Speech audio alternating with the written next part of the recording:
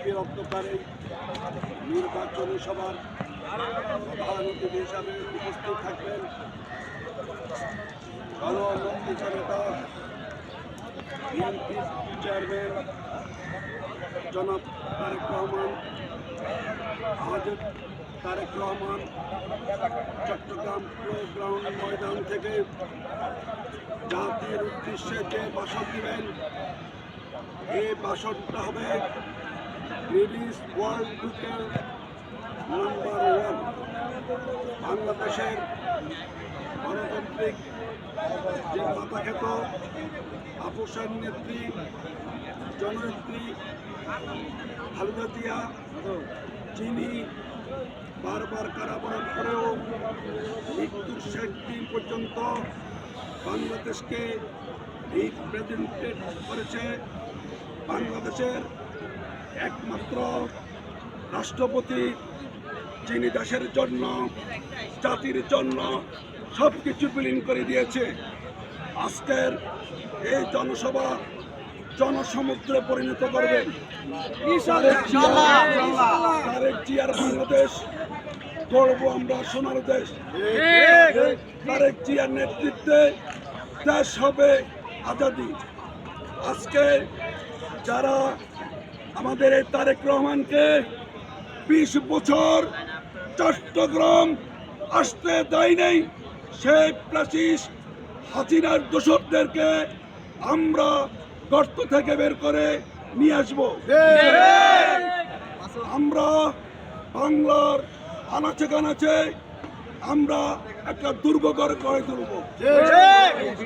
আমরা প্রত্যেক গ্রামে এবং প্রত্যেক মহল্লায়, পাড়া মহল্লায় 10 জন করে সশস্ত্র ট্রেনিংয়ের মাধ্যমে আমরা সৈনিক, জিয়ার সৈনিক নির্ধারণ করব। আর যদি এই দেশে প্যাসিস্টকে পূর্ণ প্রতিষ্ঠা না করতে চান, তাহলে ধানের শীষে আপনারা ভোট দিবেন। ধানের শীষ বা বিজয় মানে গণতন্ত্রের বিজয়। ধানের শীষ বিজয় মানে খালেদা জিয়ার বিজয়। ধানের শীষের বিজয় মানে বাংলাদেশের বিজয়।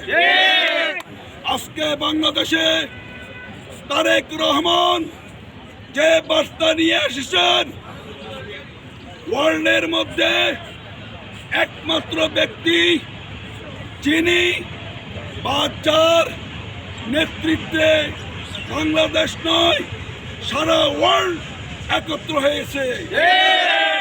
আজকে বাংলাদেশের বর্তমান যে প্রধান উপদেষ্টা ডক্টর মোহাম্মদ ইউনূস, তিনি এই চট্টগ্রামের সন্তান। তিনি পোলো গ্রাউন্ড মাঠের পাশে কলেজিয়েটের একজন ছাত্র। আমরা গর্বিত বাংলাদেশের একজন বর্তমান প্রধান উপদেষ্টাকে পেয়ে। আমরা আশা করি আগামী প্রজন্ম কখনো ভুল করবে না। ধানের শীষে ভোট দিয়ে জয়যুক্ত করবে। আমরা কোনো হুমকি ধমকিকে ভয় পাই না। জিয়ার সৈনিক মানে আল্লাহর সৈনিক। আমরা 5 ওয়াক্ত নামাজ পড়ব, মন খুলে দোয়া করব, তারেক রহমান বীরের বেশে এই দেশের রাষ্ট্রপ্রধান হিসাবে প্রতিষ্ঠা হোক।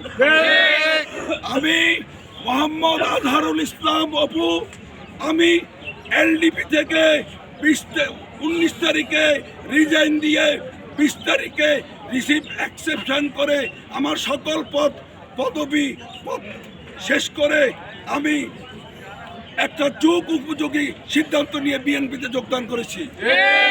আমি এলডিপির গণতান্ত্রিক যুব দলের কেন্দ্রীয় কমিটির সহসভাপতি ছিলাম। আমার কি ছিল না সেইখানে?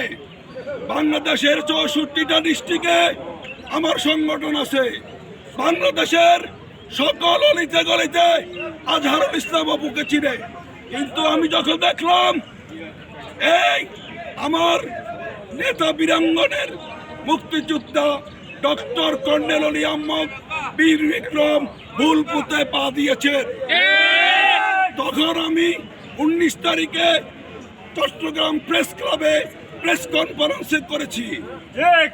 যে প্রেস কনফারেন্সের মধ্যে আমার বার্তা ছিল দ্বিতীয়বার আমি এলডিপি জন্য কোনো কথা বলবো না। সেই দিন আমি সিদ্ধান্ত নিয়েছি এবং 2 ঘন্টা আমি হোটেল সৈকতে নিয়ে 17 বছরের এলডিপিকে লালন করছি। সেই কান্না আমার বুক ভেসে যায়। আজকে দেশের একজন মুক্তিযোদ্ধা হিসেবে তিনি কেন ইসলামের নাম দিয়ে রাজাকারদেরকে প্রতিষ্ঠিত করবেন? আমরা কি রাজাকার প্রতিষ্ঠা করতে চাই? যদি রাজাকার প্রতিষ্ঠা করতে না চান তাহলে তারেক রহমানের হাতকে শক্তিশালী করার জন্য দানের শীষের বিকল্প নাই। বাংলাদেশের এক অলি জিন্দা অলি, যিনি জিন্দা খ্যাত, আরেক অলি আছেন একটা দলের প্রেসিডেন্ট হিসেবে। কিন্তু আমি আজহারুল ইসলাম অপু সারা বাংলাদেশ থেকে কেন্দ্রীয় মহাসচিব সহ সকলকে বিএনপিতে যোগদান করতে সক্ষম হয়েছি। আজকে সেই ঢাকা থেকে শুরু করে টেকনাফ থেকে তেতুলিয়া শুধুমাত্র একটা থানা ছাড়া সকল থানার লোক আজকের এই তারেক রহমানের সকল জনসভায় পথে পথে যোগদান করবেন। আমি গত 3 দিন লক্ষ্মীপুর, নোয়াখালী এবং রায়পুর, রামগঞ্জ সফর করেছি। আমি সফর করে তারেক রহমানের যে বক্তব্য, যে মেসেজ প্রদান করেছি, গণতন্ত্রকে পুনরুদ্ধার করতে হলে তারেক রহমান দানের শীষের কোনো বিকল্প নাই। আজকে যারা বিভিন্ন রকমের দোহাই দিয়ে আপনারা রাজনীতি করেন, 71 সালে আপনারা কোথায় ছিলেন? আজকে আপনারা সুন্দর সুন্দর মিষ্টি মিষ্টি কথা বলে দেশকে পাকিস্তানের হাতে উঠাই দিবেন। আমরা বাংলাদেশের আর কোনো গৃহযুদ্ধ চাই না। আমরা চাই বাংলাদেশের একটা সুশীল এবং দুর্নীতিমুক্ত দেশ হোক। আজকে যারা বাংলাদেশকে নিয়ে ষড়যন্ত্র করতেছে, আমরা এই ষড়যন্ত্রের মোকাবেলা ভোটের মাধ্যমে দাঁত ভাঙ্গা জবাব দিব। পরিশেষে যদি আমাদেরকে বুক পেতে দিতে হয়, আপনারা কি রাজি আছেন? আমার আপন ভাগিনা আসিফ আদনান সেই 24 জুলাই আন্দোলনে আগে যাত্রাবাড়ি পুলিশ পেটুয়া বাহিনী, পুলিশের দোষ নাই, তাকে যে হুকুম দেয় হুকুমদাতার দোষ। সেই আসিফ আদনানকে 3 ঘন্টা পুলিশ পিটিয়ে ট্রেনে ফেলে দিয়েছে। আমরা তাকে উদ্ধার করে সরওয়ার্দী মেডিকেলে নেই, ডাক্তার তাকে মৃত ঘোষণা করে, তারপর চেক আপ করে তার কিছু পালস পাওয়া যায়। আমরা অনেক টাকা ব্যয় করে তাকে উদ্ধার করেছি।